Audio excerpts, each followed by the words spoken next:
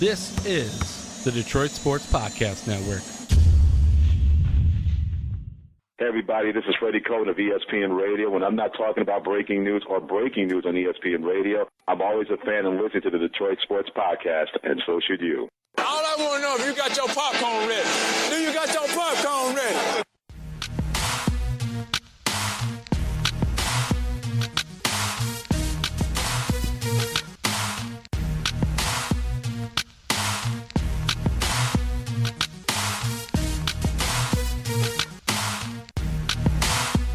Welcome, everybody, to another rousing edition of the Detroit Sports Podcast Network's One-on-One.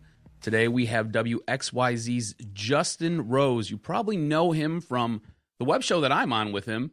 If you don't know him from there, you probably know him from the Channel 7 Sports Cave. And if not there, I know you've seen his beautiful face on Channel 7 Sports. So, Justin, welcome to the show. Hey, thanks for having me. I've been talking to you guys for about a year about coming in. So it's exciting to finally get out here and see where the magic happens. I can see the great Detroit Free Press sports front pages from over the years that Doc has up in the office. So the one thing we're missing is we need like a big screen right there on the back. Is that in the budget, Doc?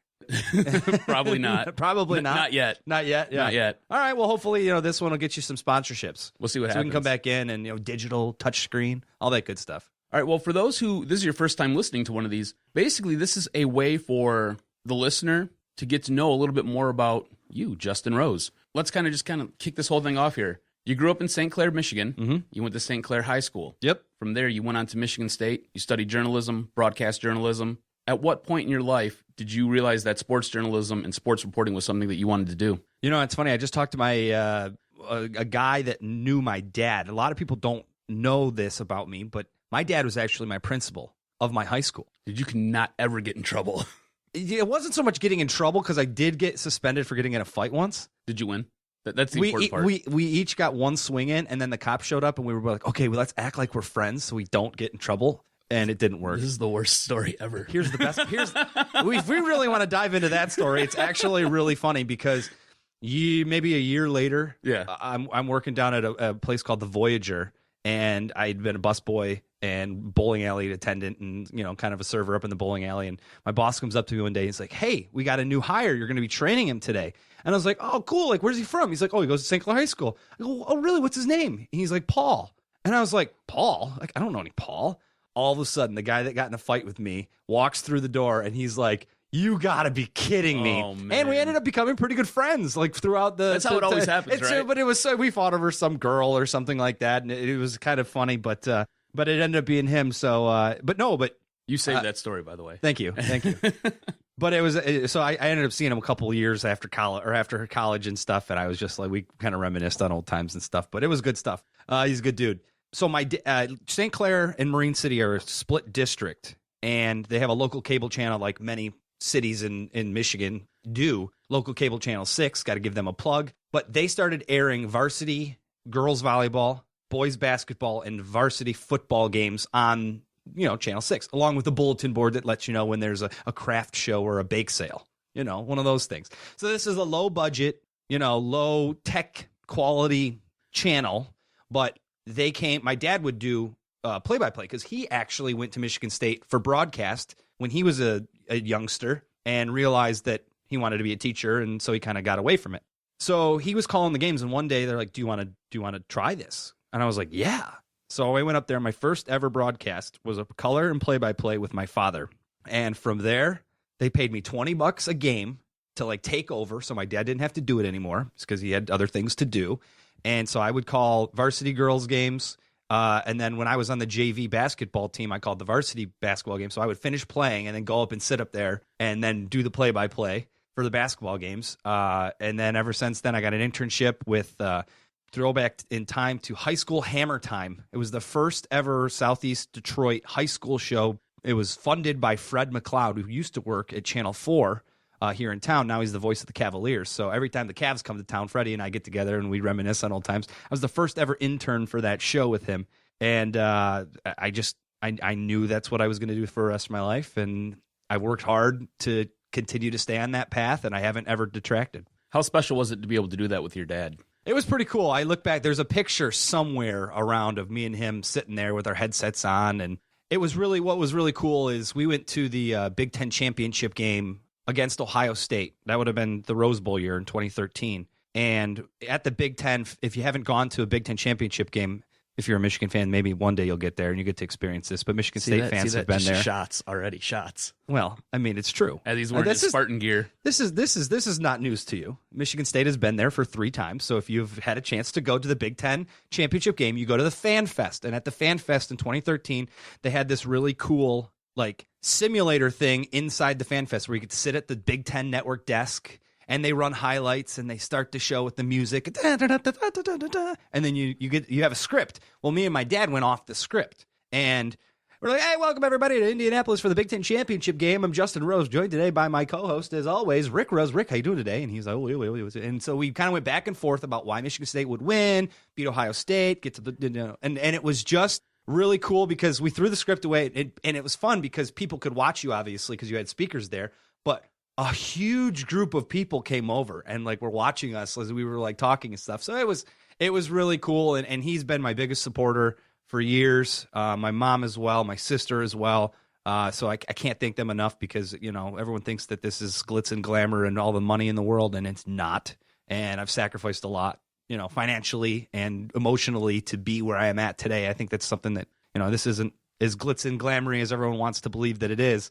But without a good support system, it would never have happened. And my dad and my mom and my sister have been so supportive throughout the whole thing. From day one, did you know that you wanted to go to Michigan State? Yeah, I mean, my grandpa went there when it was still the MAC, back in the Michigan Agricultural College. Yeah, so he was from New York, and then my dad went there. My mom met my dad there. They went on their first date on graduation day.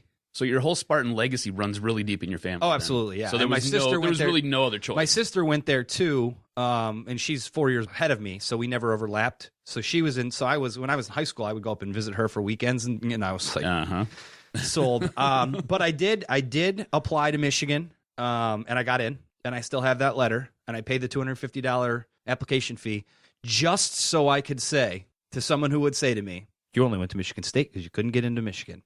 And I wanted to always have that letter to be like, yeah, okay.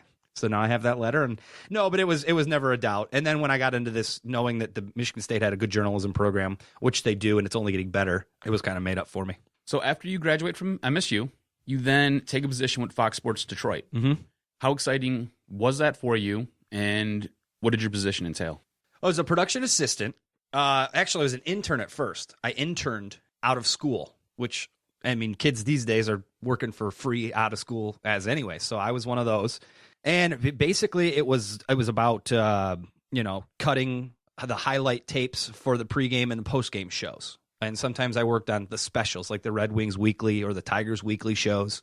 At the time, there was 2 girls that 3 of us came in together, and we all kind of wanted to do the on-air thing. So they gave us some opportunities. So I did get to sideline a couple CCHA games back in the day. Did some stuff for Tigers Weekly with some fans, trying to work on my reel because I worked there for about a year and a half, 2 years actually. I worked there for about 2 years, and then I moved on to my first job. It was exciting. I mean, because here's the thing: 23 years old, you're living in Royal Oak, you're fresh out of college, and you have a job where you're covering sports. You're down in the Tigers dugout. You're in the Red Wings locker room. We didn't do anything with the Lions at the time But then I'm at Pistons game cutting highlight packages for the post-game show. So it's smaller stuff. It's the behind-the-scenes stuff that kind of helps you get an idea for the business, but also learned about what it's going to take to get to be the on-air guy at some point, to know how you have to treat people behind the scenes because they're the ones who make you look good. And if you're a jerk, they'll make you look bad. So you learn how to... You grow up a lot. That's one of the things that I think young people anymore as a whole think that they know everything and think that they're better than a lot of people who have been doing it for a lot longer. And that's the kind of thing that you got to learn. The quicker you can learn that, the better off you're going to be. So basically it's about 2.5 years because you do your internship. You work there for about 2 years. Now you realize that you kind of have to move away to take that next step in your career, to get that next step in your development. How hard of a decision was that? I remember I was actually on a date with some girl at the Royal Oak ice cream place out on 11 Mile. What's that place called with the Superman in the telephone booth? Yeah. You know what I'm talking I know what about? you're talking about. Yeah. So I'm sitting there, and I get a phone call. It was like our first date. I get a phone call from West Virginia number. I'm going, West Virginia? Who's calling from West Virginia? Hello? Hey, this is Scott Grayson from WBOY TV. Hey, we've looked at your tape, and we want to offer you a part-time job to come and work down here. You're going to be a reporter. You'll be a fill-in anchor. You'll kind of be doing it all. And I'm going, oh, wow. Well, okay, let me think about this. Go back to Fox Sports Detroit, and I talked to some of the people there, and they were like, I'm like, guys, it's less money. It's not even $21,000 because it's part-time. It was $10 an hour for 20 hours of work a week. I think that's something that people don't realize either. You don't just come into this business going full-time. You come in, you got to take the crappiest shifts ever. Yep. You work part-time. And it's a constant hustle, and your schedule's all over the place. Oh yeah, I have worked every weekend for the past 6 years. Think about that. Now, besides the weekends I take off for vacation, but right. I mean, we're talking about my main. But that's when sports happen. You know, if you're a news person, you're like, oh man, the weekends is a tough grind because you got to find your own stories. There's not really a lot going on. But for sports, I mean, I'm going to Michigan State tomorrow. So that's the biggest game of the week. All week long, we've been building up to this game on a Saturday. I'll be doing that on a Saturday. I'm looking forward to that. Sunday, I have my show on, 11 a.m., Channel 7. Check a little plug there. It's great. It's a good show. And then the Super Bowl. So, I mean, this weekend will be a little bit lax because the Super Bowl, I don't have to work for the Super Bowl. I get to go and enjoy myself and have some fun with friends.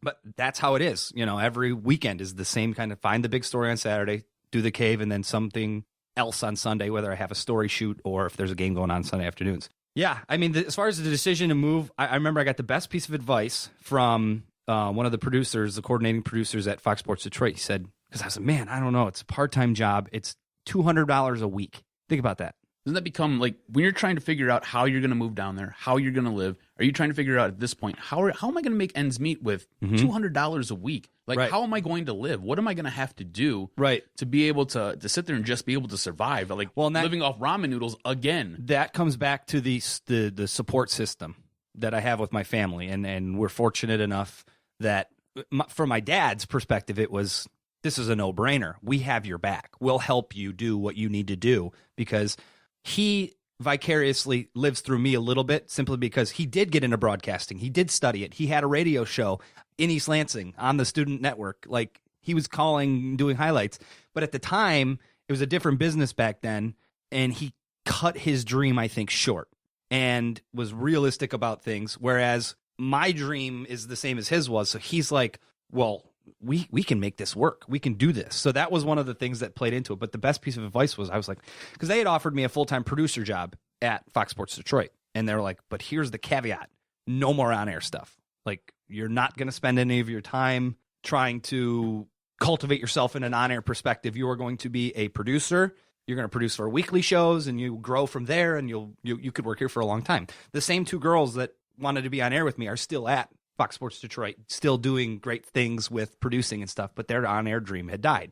So the best piece of advice was, what if in 1 year's time, no one else looks at your tape and gives you a shot, and the same job opens up, part-time, 20 hours a week, $10 an hour, in 1 year? You will have wasted an entire year of getting better because you think something better is going to come along. Instead of grasping an opportunity, dealing with struggles of the financial burdens that it'll put on you, but you'll be doing what you want to do. You'll be starting your career. And so I was like, wow, that makes a lot of sense. So I left and I moved down to Clarksburg, Morgantown, West Virginia.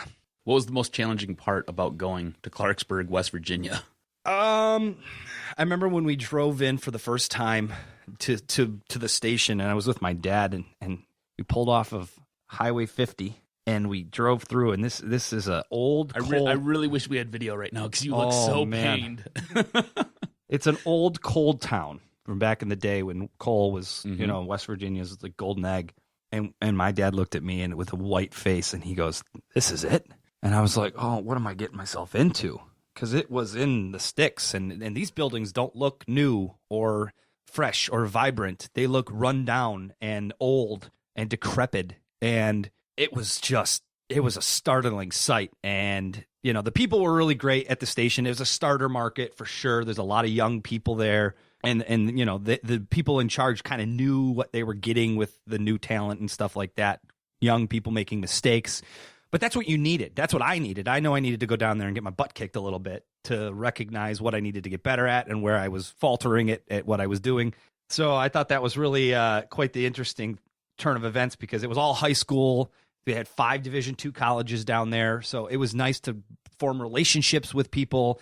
That's how I learned how to tell a story for the first time and how to really find the human element of sports. And because high school stuff, there's no SID telling me I can't talk to a player. There's no, you know, if I showed up at high school, it was a big deal. It was kind of that big fish, small pond mentality where, oh, Channel 12 is here. This is great. Like, this is going to be great. And so I tried some new different things and found out what works, found out what doesn't work. And some of my work reflects in that today and some of it doesn't, because I've cut out some of the things that didn't work down there. But who cares down there? Like, it didn't matter to a certain degree what I did and didn't do down there because it was smaller market TV, market 167 out of 202. So when you showed up, safe to say that there was a little bit of a culture shock.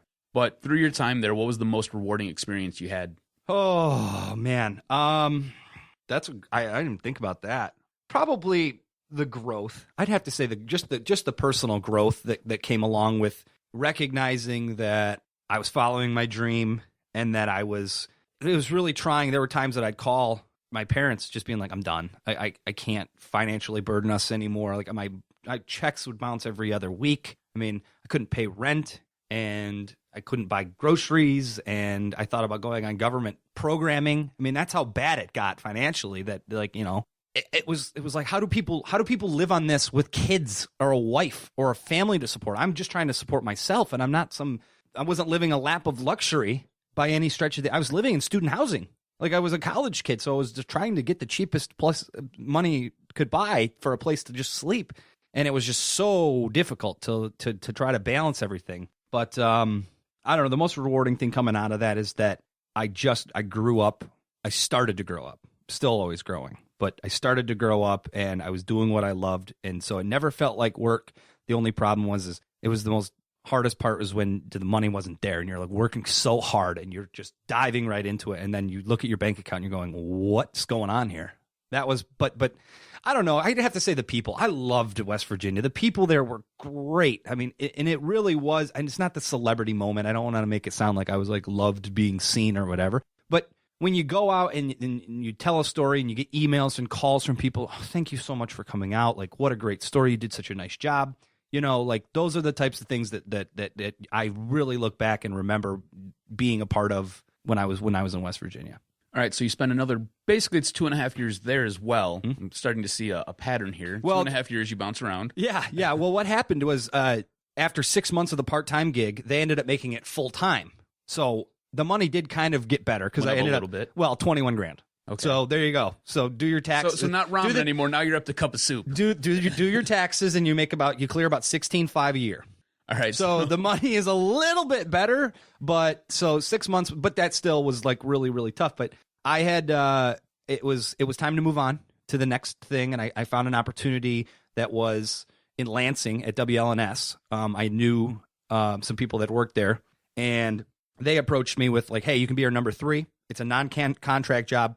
The money's not going to be great, but it's going to be better than what you're doing until you get your next opportunity. I was like, this is a no-brainer. It's at home. It's in East Lansing. I cover the team, my alma mater. And I get to come back home to Michigan and spend some time with my family and friends after being away for about 3 years. And so I moved back there. And it's always the funniest thing about it is I moved back, and my first day of work was Mark D'Antonio's spring football press conference and Tom Izzo's like post memoriam because they just lost to Louisville in the Sweet 16 that year. That would have been 2011, I believe. That was my first day of work. My last day of work in Lansing was Mark D'Antonio's fall football press conference. So I had only worked there from April, May, June, July, and like August. And then I moved to Pittsburgh because Pittsburgh called me up. I had kind of already flirted with them when I was in West Virginia. The job didn't work out the first time, but when it reopened, they called me and they said, look, we don't even need to interview you. We're hiring you. You're the guy that we want. So then I moved back down to Pittsburgh. So you get your big break, you go to Pittsburgh. And what was that like for you? It was fantastic. I mean, it's you're making a 85 market jump from 115 Lansing to 25 Pittsburgh. And we're not talking about covering high school football anymore. We're not talking about covering the Division II stuff. I'm walking in and I'm covering the Pittsburgh Steelers and the Pittsburgh Penguins and the Pirates. We know you love the Penguins. Sidney Crosby, baby. We're going to touch on that here in a minute. But no, I mean, Pittsburgh and the city itself, and I will continue to make this parallel until probably the day that I die. Pittsburgh and Detroit are like the same types of places. They both had big industry, steel for Pittsburgh and the automotive here in Detroit. They both crashed terribly. And Pittsburgh was a dump about 25 years ago. Seriously, like it was as bad as Detroit has been. But now it's on its way back, and it's growing, and people are putting money, and youth is coming back, and the tech business is really moving in and settling in and roots there. And you see growth in places that were just dumps for forever, and now it's like vibrant. And gentrification is really it's not a bad thing in Pittsburgh. But we see that in Detroit right now. We're seeing growth and building, and the city is turning around. And I mean, as a kid, I never went to Detroit. We went to one or two Tigers games a year, and we got the hell out of there. Now I spend time down in Detroit. I go down to Campus Martius for coffee in the summertime, and I like to go skating in the wintertime, and I'll go walk down there. And once that Nike store opens, you can bet I'll be there probably once a week trying to find a good deal. So, it's just awesome to be down there, and the growth is they're so parallel as the growths happen, and they're great sports towns. And that's something I knew I would settle in real easy with Pittsburgh, because coming and living and growing up in a great sports town, I knew that I would just wrap my head into what Pittsburgh had going on. Speaking of the growth, did you see yourself growing in your field now? Did you see yourself developing new talents, being able to do more, being able to handle a lot more, and stickier situations? Well, yeah, absolutely. I'll never forget the time right before the Penguins made their run to the Eastern Conference Finals against the Bruins. One of our other sports anchors quit. So it was me, Guy Junker, the best TV name in the world, and one of my best friends, love you, Guy, and our sports director, Andrew Stockey. And Andrew had vacation that he had already planned a year in advance, and then his father passed away, sadly. So Andrew was out of the equation. Guy had to fill in on the anchor desk. They end up sending me to travel for the first round series against the Islanders. So I go out to New York for that, and then they had me go to Boston for the series when they got swept. And I was covering home games in Pittsburgh. So all of a sudden, I went from kind of doing like taped reports and stuff like that and littler stories to being the guy. I was the guy. And that was when I really had to elevate my game and because I was live every day. And, this is a big deal. You can't screw this up. You got to go out there and perform. And I did it. And I remember being done with it and finishing it and going, all right, you're okay at this. You're pretty good at this. You got some room to improve. You can always get better. But, that was when I kind of had that big time moment. You know what? It's just TV. Don't even get worried about the camera anymore. I mean, I don't get nervous anymore. You can't, because it's just part of the repetition thing. You do it so much, and then all of a sudden you're numb to it to a certain degree, and you don't worry about it. And when something goes wrong, I know how to navigate when the prompter dies or when I lose my train of thought. And you can make fun of yourself, and you can be yourself on TV. I'm the same guy right now as I would be if there was a camera rolling on me. I really, truly believe that. And I think that that's the best piece of advice I can give to anybody. Be yourself, because people I just lost my train of thought. See what I mean? But if you're genuine with people and you talk to them, talk through your own problem or whatever, when you're live or when something doesn't go right, you're going to be okay. So that was a lot of fun. That run to the playoffs. And it's always funny because, this is one of the stories that talk about adversity when you face in your career. I get back from that run, and I had talked to people in my sports department and people in the newsroom, and they're like, you need to apply for the job that the other anchor left. You could do it. You could be in Pittsburgh. You could be a sports guy here for a long time. I'm like, you're right. I could do this. I just proved that I'm trustworthy. I tell a good story. I find the angles, and I perform on camera. I could do this. So I go into my news director. This is not the same guy that hired me, mind you. And I say to him, I think I can do this. I think you should consider me for the opening, and I'd like to put my name in the hat. I know you're going to be looking for candidates, but I think that you have one right here in your grasp. And he goes, okay, well, I appreciate you bringing that to my attention. This is going to be a national search, and we're going to be looking at a lot of people from around the country.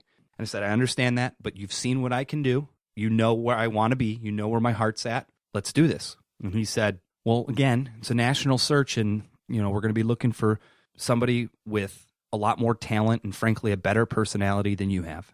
Talk about some cold water, eh? Oh, it got chilly in there real quick. And I was like, what? And he was like, you're a producer. Because my title was sports producer, fill-in reporter, and fill-in anchor. So he was not wrong, but I had kind of I was an MMJ, multimedia journalist, before they really knew what that meant in that business, or in that city, in that station. So I was able to do it all. I was able to produce, but I was also able to go and shoot a story earlier in the day for the newscast, or go gather sound, or go interview players and make relationships with the coaches at Pitt and the Steelers and the Penguins. I mean, Clint Hurdle came to Detroit last year, and I went into the Pirates clubhouse. 4 different players came up to me and had conversations with me, and Clint Hurdle and I talked for, I don't know, about 20 minutes, just shooting the breeze. And that was because of a relationship that I had. So you know what I mean? Like, I was doing it all before. So when this guy tells me, hey, you're not really good at this job, you don't have a very good personality, and I don't want you on TV anymore, I was like, well, then I need to go. Was that some motivation for you? Oh, absolutely. Just kind of like you just want to stick it to him? Absolutely. It was. But it also was a good learning moment. I don't hold, because he was professional about it. There was no ill will, I don't think, beyond those words that he said. I think that he retracted that a little bit as he moved forward, because I would never tell somebody what he told me the way that he told it to me. I mean, it's one thing to hear what I have to say and be like, well, we will consider you, but I don't know if it's going to happen. That's the way to say it. Mm-hmm. You don't attack somebody's character and personality in a professional way. But he let me out of my contract a year early. And he kind of wished me good luck getting a job on TV, kind of like thing. He's from Michigan. So when I went in there and I told him I got the job at Broadcast House, which is a nationally recognized legacy station, his face just dropped. And I was just like, thanks for everything. See you later. So it was a good vindication moment when I went to a bigger market, had a more expanded role than he was allowing to give me. And I believe I'm having some success doing it here.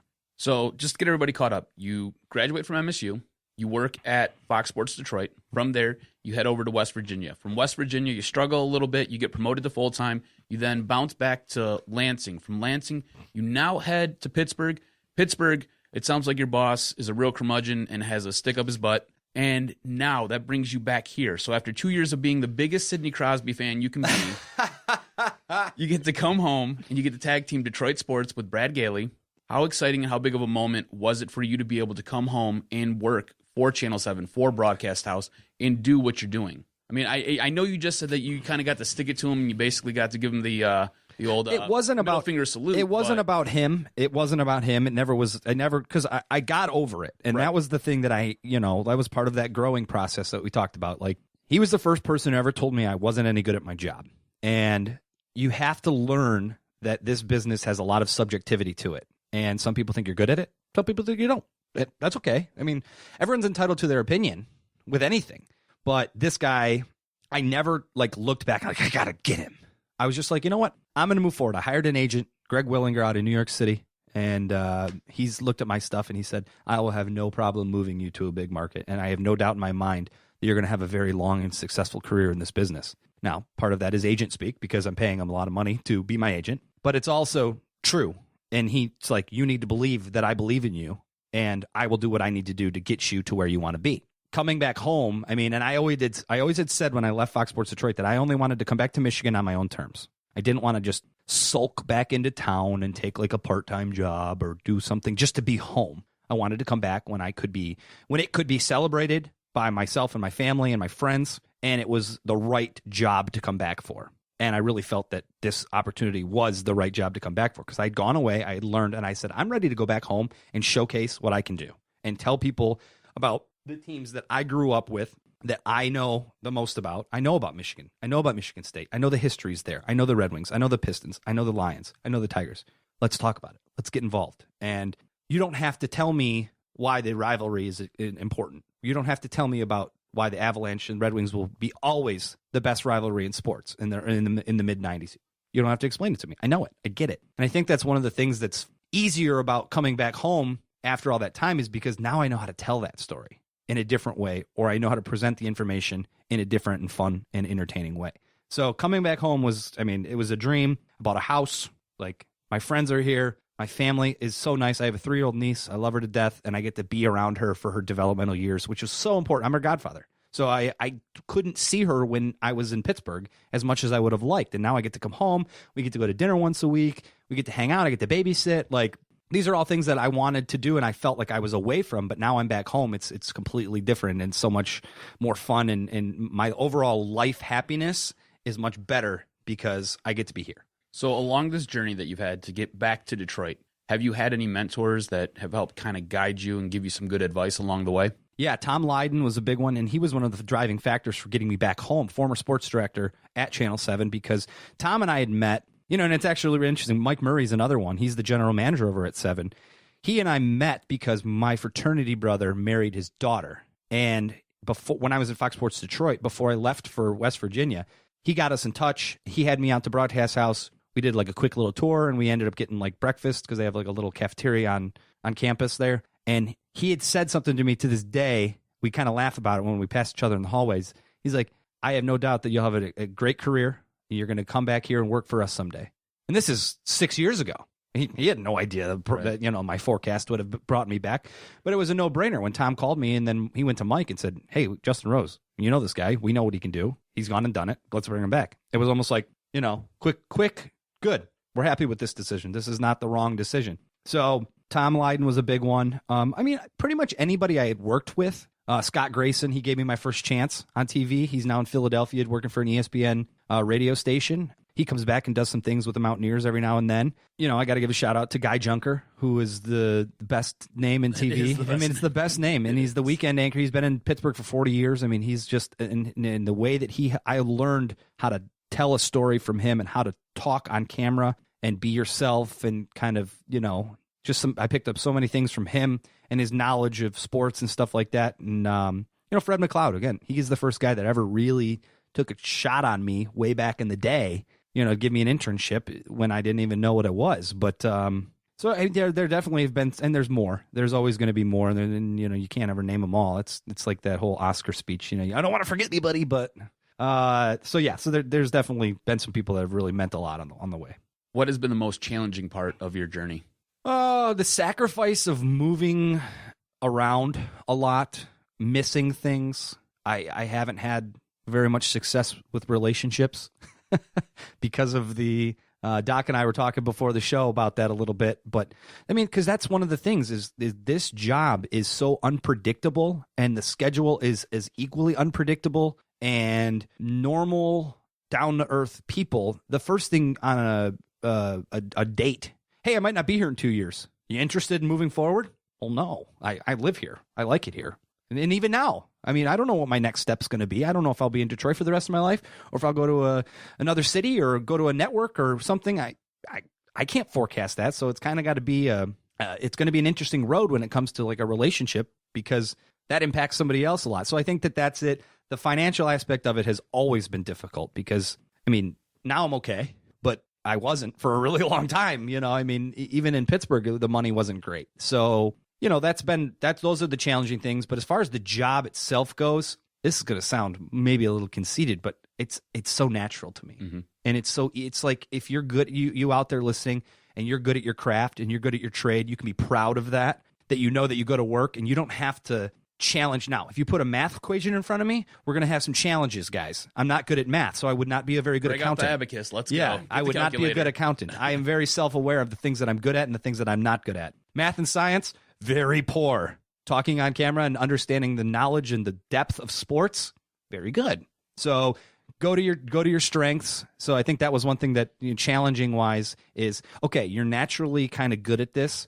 How can you be great at this? And I'm still doing that. I'm still, every day I go to work, I go, how can I tell this story differently? How can I not fall into a rut of finding a way to do something over and over and over again? Because then you get predictable. You don't want that. And so you're always, and it's a creative mindset of how to tell a story. And that's something that I pride myself on, is trying to find a different way to tell the story than I did the last time. Because you do fall into, a game story is a game story, right? So this is what happened. If you write enough of them, or you do enough of them. And the Michigan State Spartans beat the Michigan Wolverines.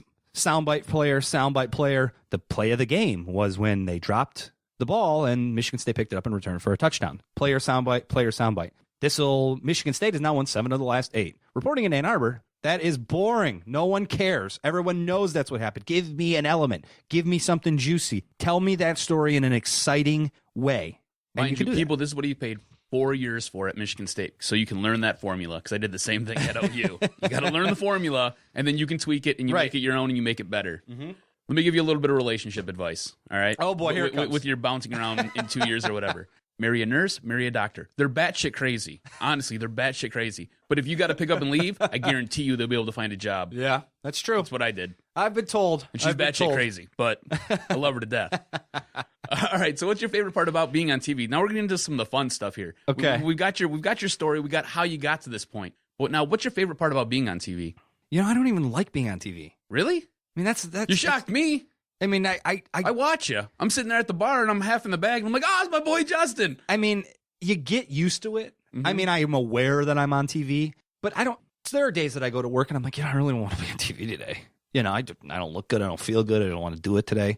And so I craft my story in a way where I don't have to do a stand-up. I don't have to be on TV. My voice will be on TV, but I don't have to be on TV. That's another thing I've learned is I don't have to be a part of the story. I don't care about airtime anymore. I used to. When you're young and you're like, I want to be on TV all day, every day. And I think that was one of the things that the boss in Pittsburgh, who didn't like my work on TV, I told him that because I really felt that. I go, well, if you don't want me to be on TV, that's fine, but I don't care if you put me on TV or not. I just want to do my job. And my job is to gather news information, sports news information, and present it to the people. That's my job. So if I do that in producing or if I do that in reporting, I'm still doing that. So I don't know, the rush, I guess. I don't get nervous, but I also, if I field anchored from when the day that Rod Wood got introduced by the Lions. So field anchoring is when you go out there and you're in front of the camera and you have the rundown in your head, but you don't have a script.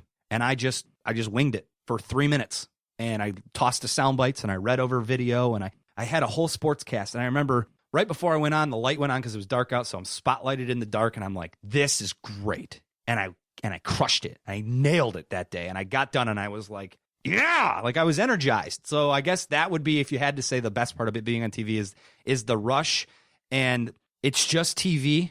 That's like the slogan that we use in the business. Like, it's just TV, stupid. Like, it's not life and death. If you make a mistake, no one's going to come with you after you with pitchforks and fire. You're going to be okay. But when you do nail it and when you do something right, man, there's nothing better than really crushing something, a story or something like that. So that's maybe the best part of being quote unquote bunny ears, air quotes, on TV. So you've also had some opportunities to do some sports talk radio. Mm-hmm.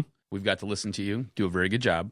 What'd you enjoy most about that? I like that because the business is changing, and I think everything's becoming a little bit more opinionated because facts and information come from so many different outlets that no one necessarily turns just to Channel 7 for their sports news at 6 o'clock.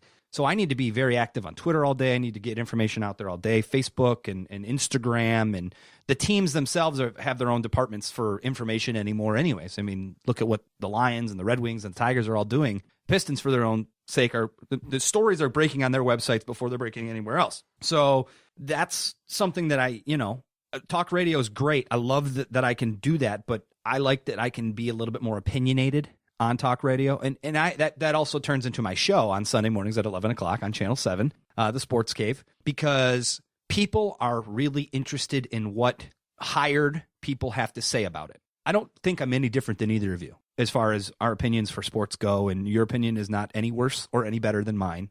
It's an opinion. So I get paid to have an opinion, whereas not everybody gets paid to have an opinion, but everyone still can have an opinion. And just because my opinion maybe doesn't match with yours doesn't make yours any less valuable. But that's kind of how I approach the sports talk radio and the sports cave business. Is I have an opinion, and I think that my opinion is something that can be debated. It's never out of a bad place. It's never out of an uninformed place. It's an opinion made out of an informed decision on some team or player's end that I get to say, hey, I like that, I don't like that, and here's why. And because of my title and because of the work that I put in, I get to have a little bit more of an opinion that people, I don't want to say respect, but it's an informed opinion that people can take more seriously than Joe walking down the street. So that's the best part about talk radio, and I like the looseness of it, and it's fun to banter and different things like that. So hopefully you get some more opportunities here in the future. You brought up social media. How important is that in what you do day in, day out,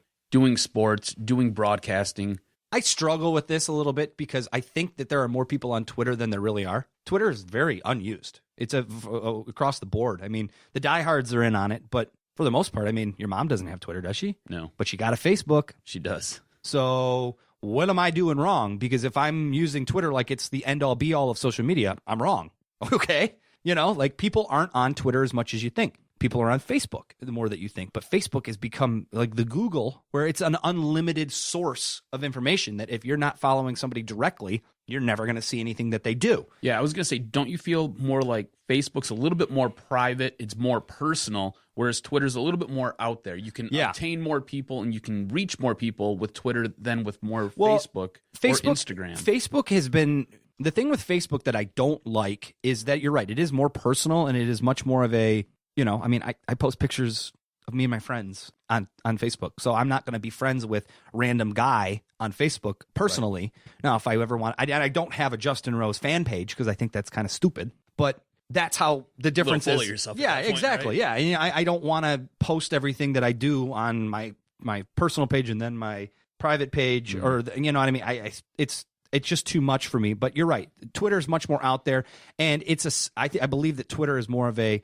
You know what you're getting when you go onto Twitter. When you go on Facebook, you can get a plethora of things. You can get pictures of kids, pictures of weddings, goofy videos from, you know, turtles, and all the everything in between. When you go on Twitter, you get all the same stuff, but you get to choose who you follow. It's just designed more to be more directional in what you're looking for. If you want to follow sports people, you don't go to Facebook. You go to Twitter. And that's kind of how I put it. So it's fun. It's nice to get involved with some people. I mean, there's trolls all over the place, which is crazy. Doc. But biggest troll out there. But trolls me all the time. It's fun. It's fun to have a good, healthy conversation. But when it gets personal, that's when I just go, okay, I'm done. I can't do this anymore. Gotcha. That's the problem with it. I think everyone's allowed to have an opinion. No one's saying don't have an opinion. But I mean, when I say something nice or mean about the University of Michigan, everyone's like, oh, that's only because you went to state. And it's like, no, take my personal history out of this. I'm evaluating the situation for the situation. And your only retort is because I went to Michigan State. Come on. Like, let's have a little bit more of a discussion here about this if you really want to get into it. So that's the one thing that it's on both sides. And look, I don't even get it as bad as some other people do. And, you know, as I progress through, I want to be informative on Twitter. I want people to follow me for the information that I give out, the humor that I sometimes throw out there, but which sometimes gets taken the wrong way. Which always gets taken the wrong way. There's some people. My mind. There's some people that just are out there to poke the bear, and once you get over that, you kind of know that it is what it is. So I know you like the EDM, and I know that's usually what you're rocking out to in your car. Yep. But do you listen to any sports talk radio? Yeah, I do. I listen to both channels in Detroit. Who do you like? Who do I like? Yeah. Well, I don't mean to put you on the spot, but no, it's okay. I think we all kind of have our favorites. I mean, Valenti and Foster are good. I like the production value of that show, and that's funny to say because it's a radio production. But like, I think they do a nice job. But I also like Ryan and Rico over in the mornings, so that's kind of how I listen to it. And then I'll listen to Matt Derry and Drew Sharp in the evenings on the way home from work sometimes. But I don't probably listen to it enough during, like, at my desk. I don't pod anything while I'm listening to stuff at my desk, unless something's plugged on Twitter and I'm like, oh, I got to listen to that. But those are the three. I'm not going to say I don't like anybody, but there are some those shows. Are your faves. Those are some shows I like better than others. As you put it, you were a very below average athlete in high school. Can you explain the importance sports has had in your life, and if there's any awesome stories you want to share? Oh, sports has been my life. I was a pretty good hockey player growing up as a kid until I got my third concussion. And I had to step away from the game for a little while. But sports is great. I think everyone should play sports growing up, even if you're not good at it. I mean, because it teaches me hard work. I mean, I got almost cut from my 7th grade basketball team. I barely made the team. And I was like, I never want to have this discussion with a coach in a side room about maybe being the last guy on the team ever again. So I worked my butt off, and I came in high school and still wasn't the best player on my team. But I mean, by the time I graduated, I won the 6-man award for being valuable to the team in a 6-man sense. I started a few games my varsity year, and my coach said, look, you're not a very good starter, but when you come off the bench, you bring all this energy in the world. So while you don't get to start, I'm in the game 2 minutes into the game. You know, Pretty good. and so like but you have to, that's the recognition of hard work that I put in and learning to be a part of a team, learning that what it takes to be in life, to be a part of a team. So I think that those are values that I take away. Same thing with football. I didn't play my junior year because first of all, I was 5'10", 150 pounds soaking wet as a guard, an offensive lineman. And I said, all around, I'm not doing that. I'm not playing that game. And then all of a sudden, junior year, I sprout up. I'm 6'1", 180 pounds of pretty good muscle. Okay, I can play. So I played my senior year, and I won most improved player throughout the season. I played 2 snaps in the first game against Clintondale, and I'll never forget it. After the game, I went up to my coach, and I said, no disrespect to you, coach, but that's the last time I don't play that much. And he said, do something about it. And I said, all right. And I did. And I ended up starting halfway through the year, played a lot of tight end, blocking tight end, caught a couple passes. My stat line from high school football, 2 catches, 14 yards, and a 2-point conversion. That's it. That's pretty good. To the deck. No, it wasn't very good. My football highlights, 3 rushing. I think it was for 1 yard, 1 touchdown. Hey, bad. You scored a touchdown. But I remember that's because they force-fed me the ball so I could win $100 off my stepdad. my buddy was our quarterback, and Brad said, and he went on to have a great career at Michigan as a pitcher. He lofted the ball up in the end zone and the 2-point conversion on like a boot. And he just said, when I caught it and stuff, we got running back, and he's like, man, I'm glad you didn't drop that. And it was just, and then the catch and run one was I ran like a quick flat, and literally nobody caught me on the defense. So I was on my own sideline, and I caught the pass, and all my teammates are literally right behind me because I'm on the sideline. They're like, hold on to the ball, go. And I like look, and I'm like, all right. So I ran like this wide open field, and I have both hands over the ball like it's a baby, and I'm running, and I got 14 yards, and I got tackled. And those are the 2 plays from football that I probably remember the most. But sports, I mean, look, it's my life. I breathe it.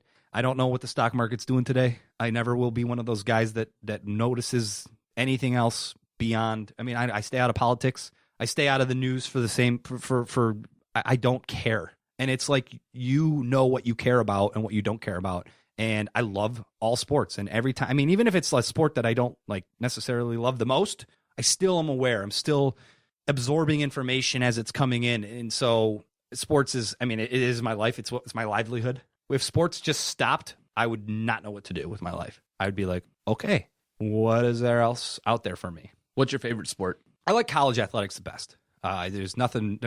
I mean, college football is great, but man, the tournament is the best time of the year. I love the NCAA tournament, but college football is really catching up. I don't agree with a lot of things the NCAA does, but at the same time, you know, being a part of that college football playoff this year was fantastic. And moving forward, I mean, we have 2 great teams in the state that are in our coverage area, and I don't think that I'll have to wait too long to get back to a college football playoff for Michigan and Michigan State. I don't see that being a problem. So definitely college athletics is where I really hang my hat, because I just like the attitudes of the players a little bit better than the attitudes of professional athletes, because professionals can be difficult and they can think that they're better than you and all that stuff. And that's, you know, like, look, man, we're just trying to make some TV. We're not trying to make you look stupid. We're not trying to back you into a corner. I'm not a beat writer. I don't need to know every single stat about what you did on 3rd and 15 and why you missed a block. I don't care. What I do want to know is if there's a funny thing that's happening in the locker room, or if there's an interesting perspective on something, maybe open up with me a little bit. Maybe try to talk to me a little bit. And professionals, no, man, I'm not trying to, make you, I'm not trying to be. And it's like, all right, fine. So you got to find the athletes who will talk to you, who do have fun and do get it. You got to get it. Speaking of that, I know that me and you have talked when we've been on the web show about a couple different things, a couple random moments that you've had in the locker room. What was the most awkward moment you've had with a professional athlete? I think recently, this year, I can think of this awkward moment where I had noticed that Tahir Whitehead in training camp was slimmed down. According to my perspective, I was like, dang, Tahir really put some work in this offseason. He's ripped. He's faster. He looks leaner. He looks stronger. I'm going to do a story on Tahir Whitehead being kind of this next coming linebacker, or at least the supplemental guy that you can lean on, because this guy looks good. So I go to DeAndre Levy, and Levy's not great with the media. He's not poor with it, but he's not great with it. And generally, because I've met him out in public. Yeah. He's usually a really nice guy. Right. Usually he's very gregarious. I would completely agree with that. You can sit there, you can have conversation with him. He'll give you the time of day. Yes. But so it strikes me as very odd that he's not very good with the media. So hey, Dre, I got a couple questions for you. Yeah, sure. So Tahir Whitehead, I mean, this guy to me looks like a different player this year. What are you talking about? Well, I mean, I look at him and I just feel like his physique is different. He has a different attitude. He looks faster. He looks stronger. Do you see that? No. What do you mean no? He goes, I don't. I think he's always been strong and quick and lean. And I go, yeah, but he didn't look this way last year. Yeah, he did. You just haven't been paying attention. I'm like, okay. So moving and on. He goes, is that it? I go, I guess so. And he turns around and he walks away. All right, man. Like, that's so brutal. You know, and he's totally stonewalled you too. It's just, you know, you knew what I was trying to glorify a teammate. Right. And you got nothing for me? Like, maybe open up a little bit. Maybe if you're a player that gets it, he'd have been like, oh man, he's doing a great job. He's working so hard. I mean, I can't believe it. Nope. The worst looks part the same to me. The worst part too is if you've ever been on the other side where you're conducting an interview, one word or short answers are the worst. Oh, it's unusable. It's unusable TV. It gives you nothing to build off of. Nothing. So he gave you absolutely zilch. Yeah, and that was an awkward one. Man, I'm trying to think back to. See, I've usually had a lot of success with interviews, basically because if you go in there with the attitude that, look, I'm not trying to burn you. Some members of the media try to go in and try to tell a negative story. I'm not into that business. I don't care. That's not what I'm trying to do. I mean, I still tweet with Antonio Brown. And if Antonio Brown were to see me to this day, I mean, this is talking about one of the best wide receivers. And this is definitely a Valeni and Foster horn or a siren. Yeah, because can he siren you? Yeah, you can siren me right now.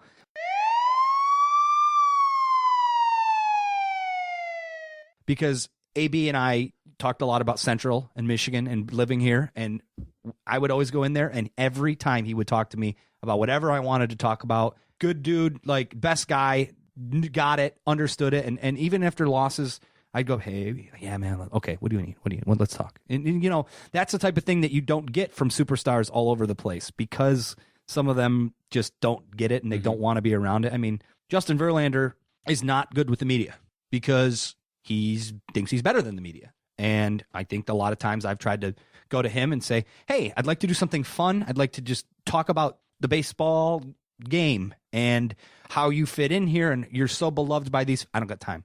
All right. Well, then I don't need to boost you up because if you think that you're already at the top of the echelon of the sports fan world and everyone loves Justin Verlander so much, fine. Live in that world. I'm not going to I have no agenda to tear you down, but I have no agenda to build you up. Right. Justin Verlander to me is a very good pitcher. He does his work when he's on very well, but I get to be critical of him when he's good and I get to be critical of him when he's bad. And if that's the way he wants to do it, fine. That's the way we'll do it. So I guess on the flip side of that question, what's been the best interview that you've had? What's the one that you're just like, man, I nailed that. That was fun. That guy's awesome. He gets it. Probably there's too many to probably pick out. I really do think that there are certain one of my favorite, I guess I have one that sticks out. I had Dan Marino. He opened up a pizza shop, like a pizza restaurant chain in Pittsburgh. And he was throwing out the first pitch at a Pirates game. And I got invited to come out to the restaurant where he was going to be. And I was the only member of the media that went. So here I am, like they're like, yeah, they'll be here in a little bit. The owner and this guy who are partners and Dan Marino will be here in a little bit. Have a seat at this table. You know, do you want something to drink? I was like, yeah, I'll have a Coke. So I'm sitting down at the table drinking a Coke. All of a sudden, Dan Marino, the owner, and like a former teacher, because Dan Marino was from the Pittsburgh area, and one of his like advisors at Pitt came and sat at the table I'm sitting at. The owner orders all this food, and we're sitting there, and I'm sitting right next to Dan Marino, just like we've been best friends for years. We're laughing and we're telling jokes, and I'm going, this is unbelievable. So I get him for a live interview on the newscast, and he comes on, and that was a big moment. And then I got to sit him down for an interview. And I remember we had talked, I kind of, you know, when I introduced myself and stuff, I said, man, I'll always remember you from Ace Ventura: Pet Detective. More so from that than his playing, because I was not a huge pro football fan. That shows your age, by the way. Yeah, absolutely. I remember going to the movie theater with my mom, and she's like, this is the dumbest movie ever. It was the best movie of all time, yeah. So I remember during the interview, I asked him, I go, so you have, you know, obviously the Super Bowl, not winning a Super Bowl has been something that's probably your biggest, you know, like regret, but what's your best memory from your years of playing football? And he kind of Ace Ventura, Pet Detective. And it was the best. It was the best soundbite on TV because he was in deep thought, and then he just kind of looked up at the camera. Ace Ventura, Pet Detective. And we start laughing. So I teased that, like, Dan Marino's fondest memory from football, not even on the field, coming up at 10. And like, it was like, you know, it was a great interview, and he was a great guy. And yeah, Marino, that was one interview that was a lot of fun to do because it ended up turning out into a fun story from a guy. He's working in the media, so he obviously gets it. That was fun. So who's your favorite athlete of all time besides Sidney Crosby? And why? I don't love Sidney Crosby as much as you think I love Sidney Crosby. For those who don't know, we had Justin on. When you first got the gig at Broadcast House, we ended up having you on, and we sat there. We kind of picked your brain a little bit about a couple different things. And through the course of this, we found out that you really like Sidney Crosby, or that you were like, he's not as bad as a guy. This is, I think your exact quote was, he's not as bad as a guy as everybody thinks he is. Yeah, everyone thinks he's a jerk. So then we turned it into you love Sidney Crosby, and he is your favorite athlete. Sidney Crosby is a good guy. I'll stand by my previous statement. There's a lot. It's hard to choose just one. Did you have a hero growing up? Like, I know for me, I love Steve Yzerman. If you come into my living room, it's like a shrine to Stevie Y. It's kind of disgusting. The reason I wear number 19 when I play hockey is because of Steve Yzerman. Is there a guy like that for you? See, I was always such a Michigan State fan growing up. We didn't do the professional circuit as much. Like when I played hockey, I grew up and I really liked, I liked Fedorov. I think I have a Patrick Waugh jersey because I really like Patrick Waugh. I like Joe Sakic a lot. Peter Forsberg. So I liked a lot of the Colorado Avalanche. Colorado, I really liked the Avalanche growing up. Pavel Bure was like when we used to play in the street. Yeah. That was the guy that I was. The Russian Rocket was sick. We on my buddy's garage, we would always light a smoke bomb and we'd play the jock jams. And we do the introductions coming through the side door of the garage because half of the rink was in the garage, right. The other half was out in the driveway. So you played roller hockey in and out of the garage and out of the garage, and we'd always do. And now number 10 for the Vancouver Canucks, Pavel Bure, and you come through the smoke bomb and you raise your stick, and we had a siren little light that we made a whole production of it. We played so much street hockey, it was great. But I ended up being Trevor Linden a lot because we would be like 2-on-2, and I would Pavel Bure and Trevor Linden. It's all right. Trevor Linden wasn't a bad dude. He wasn't a bad dude. I liked him too. Yeah, so it's all good. But as far as that, hockey had a big influence on me growing up because that was the sport that I was actually good at and I was naturally talented in a little bit, and so I paid a lot of attention. So I don't have like a hero. There's not a guy that I would get starstruck being in front of anymore. I met Magic Johnson a couple of times, and I thought that was pretty cool because it's Magic Johnson. But other than that, I mean, if there's not a football player or a baseball player or really even a hockey player that I would get starstruck in front of anymore. All right. Well, as we're kind of winding down here, how do you see media and sports media evolving in the future? Ugh. I'm getting real sick and tired of this whole clickable, like viral video stuff. Katie Nolan from Fox Sports 1, I think she's got a nice formula with the Garbage Time show. Mm-hmm. It just takes away a little, and that's why it's tough because I don't think that show is bad per se, but it's kind of the future a little bit. I hope not. But it is. Because me and him had this conversation the other day. Me and John had this conversation the other day.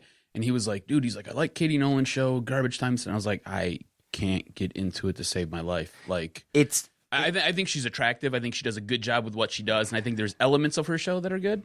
Right. But well, and that's what I think. I think I'm looking more of it as elementary, like fun little spots of opinion are what's taking over sports broadcasting anymore. Mm-hmm. Being a reporter, people are doing that on their own. Because of how you can get information as fast as you can get it. You know the scores, and you can look at the box score faster and more in depth than you ever have had to in the past because somebody else is doing the work for you.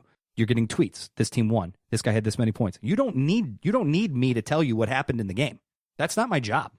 You've seen the game. I'm assuming that you've seen the game. And if you haven't seen the game, like we'll give you some highlights and we'll give you the gist. But I have to tell the story beyond the box score. And that's what I try to do every time I cover a game, or that's what I try to do every time I'm leading up to a game is the story outside of the box score. So that's where it's different, and it's so accelerated these days that, like I got a tip from a guy in Philadelphia who works at a TV station that Chip Kelly was flying to Detroit one night before they kept Caldwell. So I looked at my friend, or not my friend, but my colleague, and I said, hey, got this tip from a guy who's got a reputation like mine that he's pretty much confirmed Chip Kelly's flying to Detroit at 11 o'clock on a Sunday night.